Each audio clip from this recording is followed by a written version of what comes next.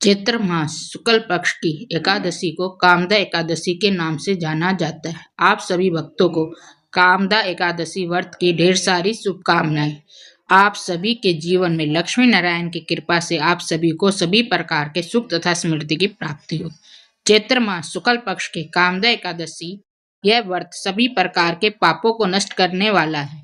जिस प्रकार अग्नि अपने तेज से सभी प्रकार की वस्तुओं को जलाकर नष्ट कर देती है, उसी प्रकार कामदा एकादशी भी तेज युक्त होती है। इस वृत्ति के प्रभाव से सभी प्रकार के जाने अनजाने में किए गए भयंकर से भयंकर पाप नष्ट हो जाते हैं तथा पुत्र आदि प्रदायिनी सभी प्रकार के मनोरथ को पूर्ण करने वाली यह एकादशी मानी गई है। इस दिन विशेष प्रकार से भगवान विष्णु, माता लक्ष्मी, साथ ही भगवान त्रिलोकीनाथ की भी पूजा करनी चाहिए।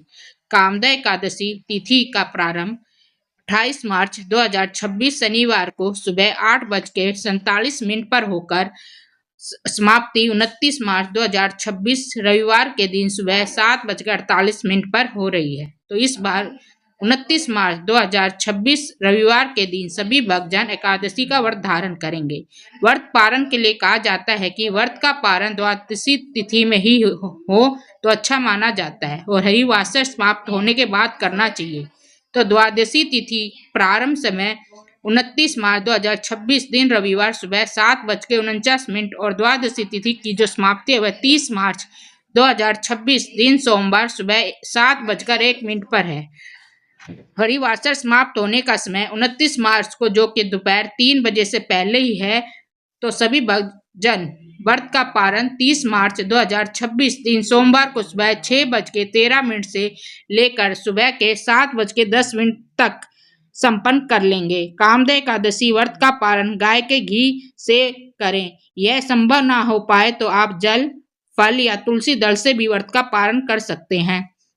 29 मार्च को ब्रह्म मुहूर्त का समय 4:20 से लेकर सुबह के 5:08 तक होगा। सूर्योदय का समय सुबह 5:53 पर और सूर्य अस्त समय 6:13 पर होगा। राहु काल का समय 29 मार्च को शाम 4:40 से लेकर 6:13 तक रहेगा और 30 मार्च को सुबह 7:24 से सुबह 8:57 तक होगा। राहु काल समय के दौरान कोई भी शुभ कार्य या नया कार्य नहीं करना चाहिए। इस बात का ध्यान रखें।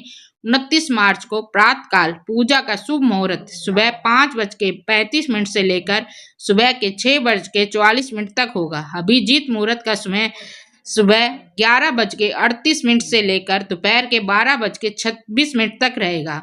शाम को पूजा का शुभ मुहूर्त 6:44 से लेकर शाम के 8:10 तक रहेगा। 29 मार्च को विजय मुहूर्त का समय दोपहर 2:30 से दोपहर के 3:19 तक होगा। इस दिन अमृत काल का समय दोपहर 1:02 से लेकर दोपहर के 2:38 तक रहेगा। नक्षत्र जो कि अश्लेषा होगा दोपहर 2:38 तक।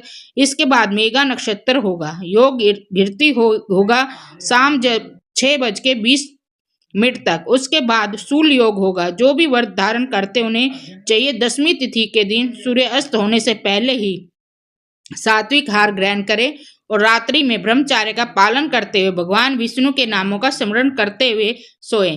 एकादशी की सुबह प्रातः काल उठकर के नित्य क्रियाओं से निवृत्त होकर के स्नान आदि करके शुद्ध वस्त्र धारण कर ले। भगवान सूर्य नारायण को अर्घ्य प्रदान करे और व्रत का संकल्प लेना चाहिए। भगवान विष्णु से प्रार्थना करें, आज मैं चैत्र मास शुक्ल पक्ष की कामदा एकादशी का व्रत धारण करने जा रहा हूँ। इस प्रकार से भगवान से प्रार्थना करें। अपने नाम, स्थान, गोत्र का उच्चारण करें। आपके मन में जो भी इच्छा हो, जो भी कामना हो भगवान से कहे और कहे कि यह व्रत मेरा निर्विघ्न पूरा हो, हमें पुण्य फलों की प्राप्ति। और इस दिन भगवान का सुबह के वक्त, शाम के वक्त पूरे विधि विधान के साथ पूजन करें।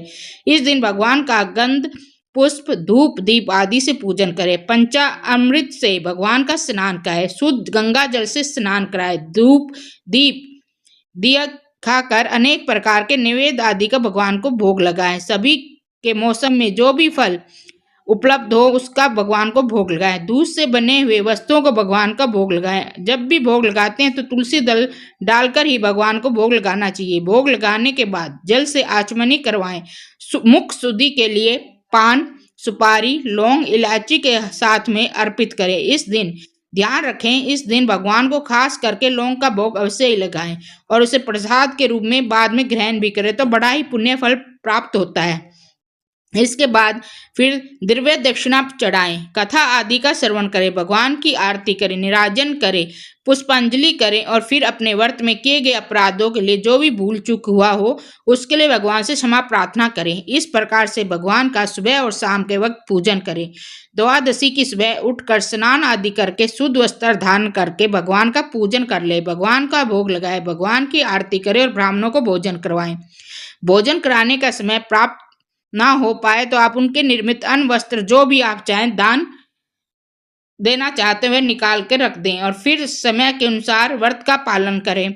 इससे अनंत फलों की प्राप्ति होती है। व्रती को व्रत के दौरान शुद्ध और सात्विकता का पालन करना चाहिए, ब्रह्मचर्य का पालन करना चाहिए। व्रत के दौरान किसी के ऊपर क्रोध नहीं करना चाहिए, अपने मन में किसी के प्रति ईर्ष्या या द्वेष का भाव नहीं लाना चाहिए। पूर्ण भक्ति भाव के साथ भगवान का पूजा करें, इससे अनंत फलों की प्राप्ति होती है। भगवान अपने भक्तों के सभी प्रकार के पापों को नष्ट कर देते हैं और जब व्यक्ति के पाप आदि नष्ट होते हैं तभी जाकर के उनके पुण्य जागृत हो पाते हैं। उसके बाद फिर सांसारिक सुखों की प्राप्ति होती है। तो आशा करता हूँ कि यह जानकारी आपको अच्छी लगी हो। इसी प्रकार से ज्ञानवर्धक जानकारी प्राप्त करते रहने के लिए इस चैनल को लाइक करें, सब्सक्राइब करें, शेयर करें ताकि आपको आने वाले वीडियो का नोटिफिकेशन आपको समय पर मिलता रहे।